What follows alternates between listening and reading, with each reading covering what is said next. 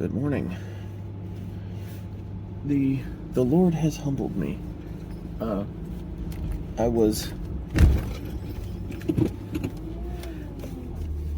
listening to that raw material, the coder's raw material is time video, and it's just like I wasn't quite getting what I was supposed to get out of it. And then I had occasion to try to get a deadline for a customer for their project, and I wound up sinking about 8 hours into over the last couple days, about 8 hours into it, and I Pomodoro'd the entire time, and I found some interesting things. Because to say that a programmer's raw material is time, and it just takes time, and all you got to do is make time number go up, and then therefore you will have accomplished, you will have learned. It is not true. While it is the case that your raw material is time, there are other factors, confounding factors involved. So, first of all, where it is true, if you have a laptop, if you have a computer, you need to get it to connect to the internet. And that takes some knowledge. It's doable. You probably still need a domain if you want a fully qualified domain name for whoever you're hosting a website for. And you probably want a droplet server or something like that, $5, $10 a month or something. That's doable, but that is still technically part of your expense, your cost, your raw material, whatever it is. So that does factor in. If you do a home server thing, then your home server is now something that needs to have the forwarding set up for it, which you need to maintain because you don't have a static IP address, and you need to know what a static IP address is and all those things. So there's some complexities. You do need to know a little bit about networking. But as far as building the website, that is rather straightforward, and it's actually rather shallow in complexity. So building of the website, it's not a huge deal to build a website and then build another website that's similar and usually flat, not interactive.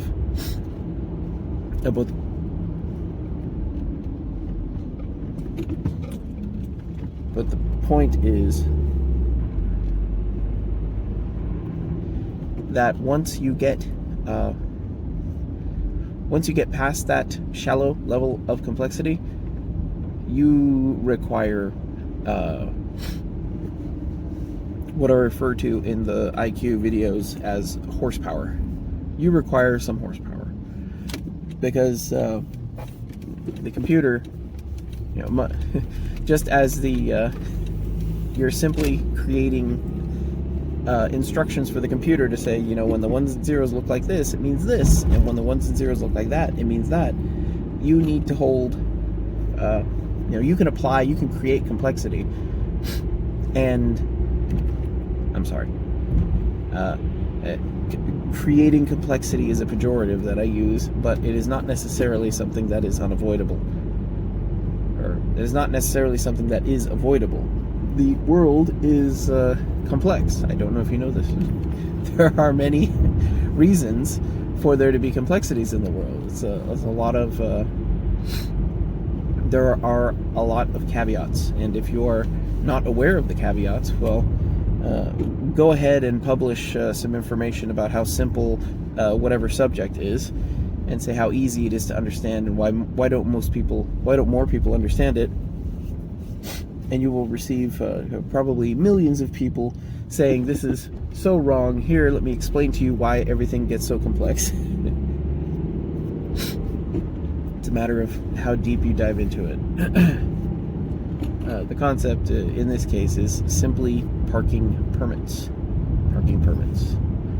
And the level of complexity and strange scenarios that I've been introduced to in this field is unbelievable.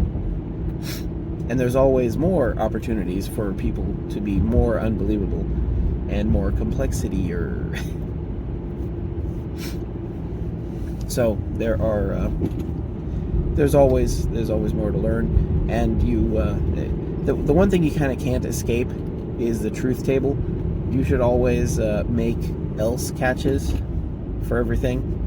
Because if you're making if-thens, you're catching individual possibilities and then expecting that there are no others. Well, if that's the case, then you need to make an else that says this code should not run, and have that output to a log file. This code should not run because the state of the system is such that variable. I was a state. Oh, there's state. Oh no.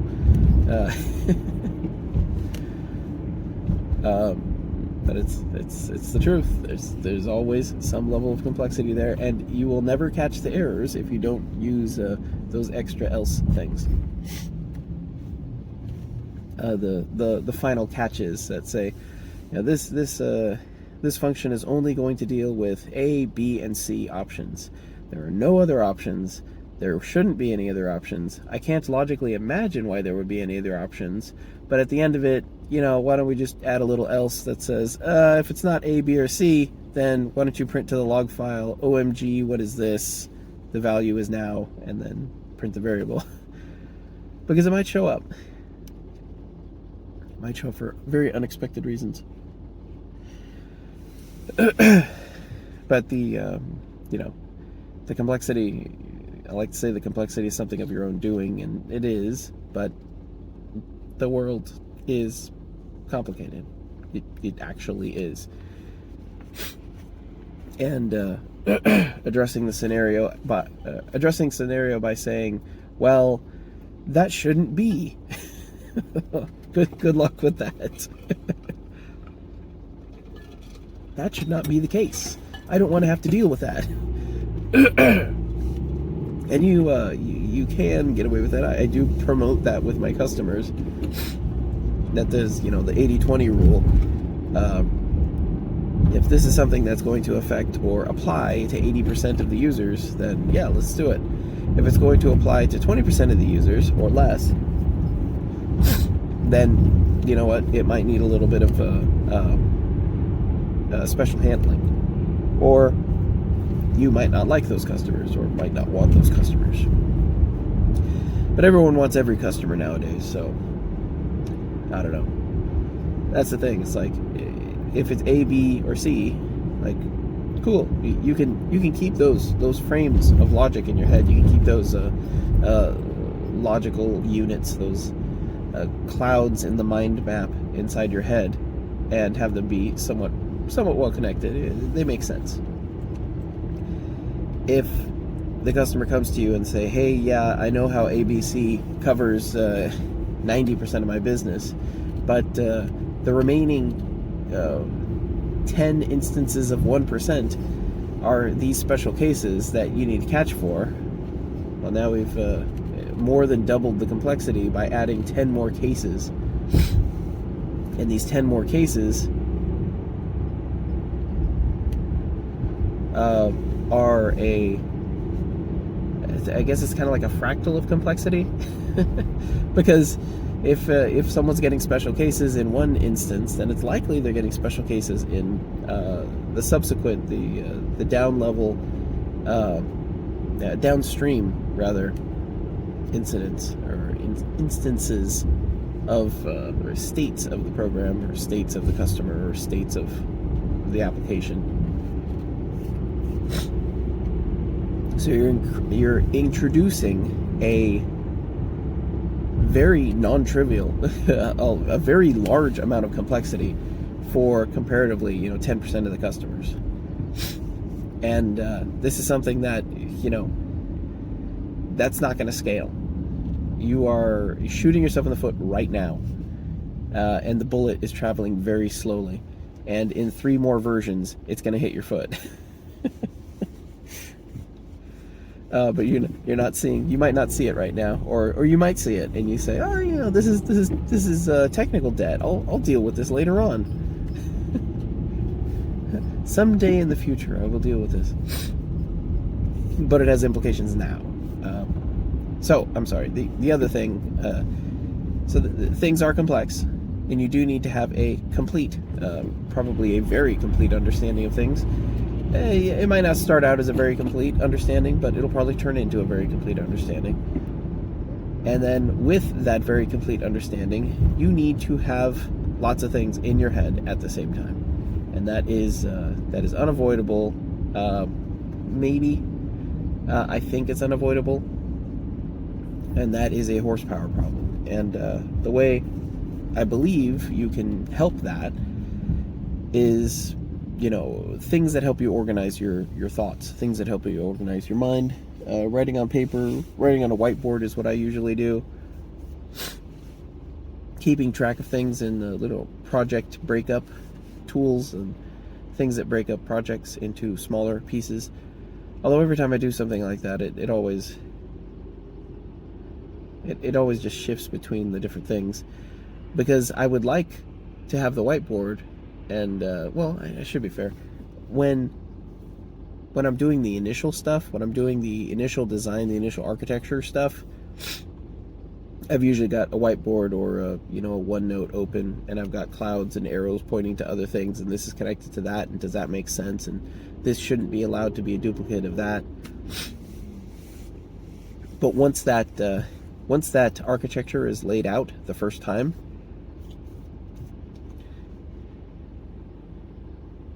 your system becomes complex.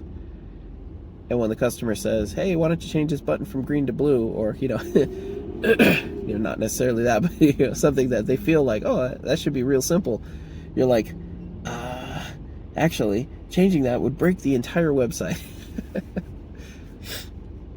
And there's no understanding of why is that the case? Well, I predicated the entire premise of the website and all subsequent logic on the idea that button would be blue.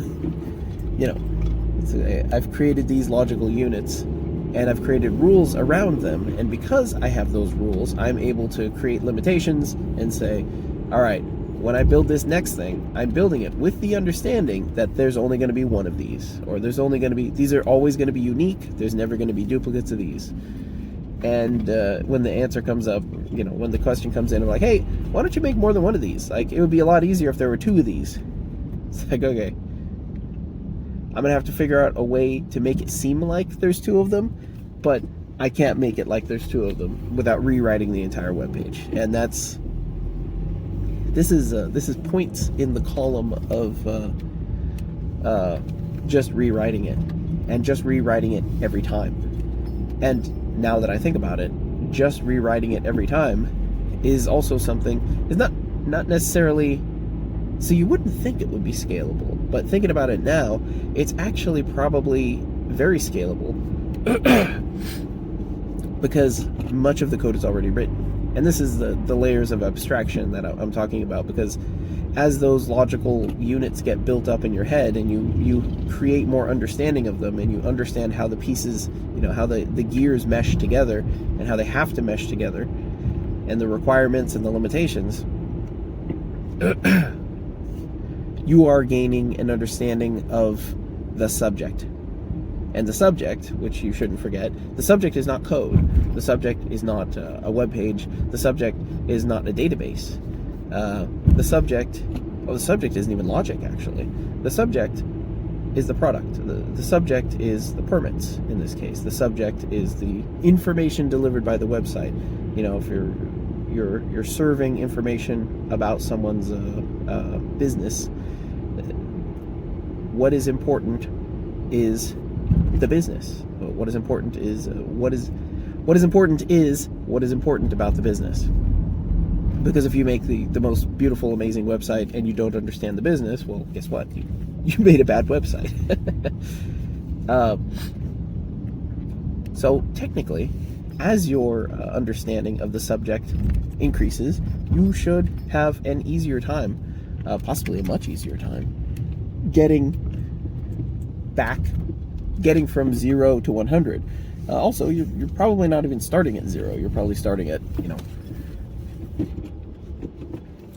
25 or 50 or maybe even 75%, because a lot of stuff is probably acceptable. And while you review that code, you'll be saying, oh, wait a minute, this one right here, this actually might be a problem later on. And then you make the tweak there, or you think about that going forward. So now, hopefully I'm not talking myself into rewriting this. But maybe I am.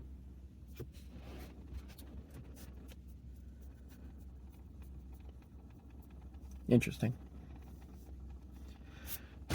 Yeah, so try not to think of the implications of that. But the other thing I wanted to say was so if you can't hold lots of stuff in your head at the same time, which, there is a limit. You will eventually hit the limit. You need to be externalizing that information with, whiteboards, with paper, with layouts, with task lists, and things like that. And then you need to be abstracting that up with code. And the abstraction is something that you can do. It's what computers are for. It's for abstracting that stuff up. But you need to abstract it in a functional way, because when you abstract it, you're hiding it from your view. You're creating, instead of this deep understanding of the subject, you're creating a box that goes around that, and it's one thing rather than 8 things, but you're creating one box that goes around it, and it spits out a true or a false, and that's it. And that's ideal, but if you write it wrong, or if you write it with poor understanding, you're going to realize, you're going to find out later on, and you're going to have to make changes. But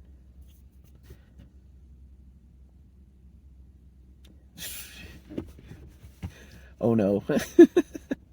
This is interesting. All right, yeah, so, abstract stuff, but also, you can't just throw hours, you can't just throw clocks at a problem, especially not a programming problem, and especially not one that is complex.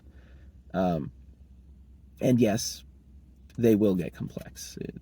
They will get complex, and you will be in situations where you literally cannot progress unless you can externalize the data in front of you and say, or write a program that says, if I have this and I have that, this is kind of like a truth table. Like, you should make truth tables. You should make something that catches every logical scenario, and that gets difficult when you start splitting things up and saying, well, this state has like 5 different